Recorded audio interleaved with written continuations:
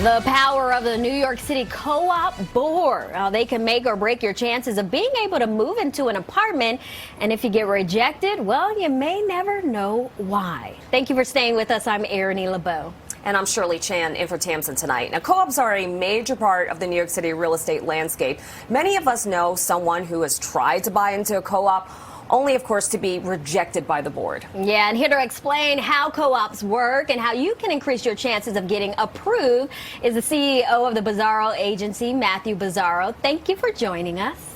Oh, it's awesome to be here. Thanks for having me. All right, so we've all heard of co-ops, but not everyone knows exactly how they work. How would you say that they actually work? All right, so first, I think the most important thing to understand is 75% of apartments in the city are co-ops. So when you buy a co-op apartment, you're technically not buying the apartment itself, you're buying shares in the building. They're usually less expensive than an equivalent condo or townhouse for a number of reasons, including the tax deductions, lower maintenance costs, reduced utility expenses. But buying a co-op is different from buying other kinds of real estate. In a normal transaction, if you want to buy it and the seller agrees, the deal moves forward. But with a co-op, once the buyer and seller have agreed to the deal, the buyer then has to apply to the co-op board for permission to purchase in the building. All right, and it's if you have a friend and I have friends who've gone through the process, it is such a lengthy, invasive process. For people who've never been through it before, tell them exactly what the process entails. All right, so yes, lengthy, yes, invasive. We're looking, if the thing goes smooth, if you're getting bank financing, 90 to 120 days to get approved, right? So first, you fill out an application, and that packet is usually 100 to 500 pages long. Wow. And they're gonna ask you to complete they're gonna ask you to complete your financial picture, letters of reference, employment, basically everything. Once you submitted that, sometimes they want a physical copy of that to go to the members of the board. So try copying 6 500-page long board packages, but I digress on that. The board then verifies, and the management verifies, you have enough money to afford to live there, like debt to income ratio, 30%. They verify post-closing liquidity, which is the available cash you have in the bank after you purchase. And so if they approve your application, you then appear before the board for an interview, and the questions are usually routine, but sometimes they can be very invasive. And after the interview, they then convene for a meeting to vote on whether or not you're approved or if they reject you. And that's co-op. I could see this being frustrating for a lot of people. So granted, if they make it through that whole process with the application, they may still get rejected. Why?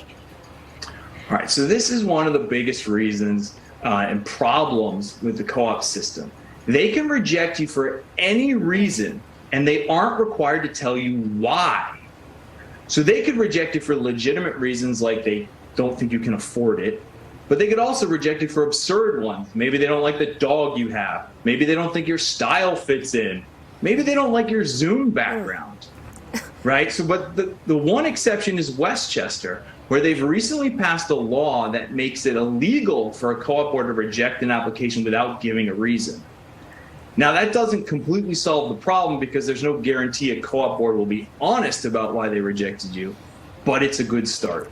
It sounds like it's just so subjective. Now, we should also let our viewers know that a bill was introduced last year to change the laws in New York State. It would force co-op boards to explain exactly why they rejected a buyer, but that's still being reviewed by the committee. So in the meantime, is there anything that people can do to increase their changes of being accepted? Absolutely. So the first thing to understand is if you make it to the interview and get rejected, it's likely because of something you did or didn't do in the interview. Wow. So if they're going to reject you for something in your application packet, they usually don't bother to hold the interview. So much like a job interview, nailing the co-op board interview is crucial. Dress up and be prompt. You should wear the same clothes you'd wear to a professional interview. Answer questions concisely and politely, and don't offer up more information than they ask for.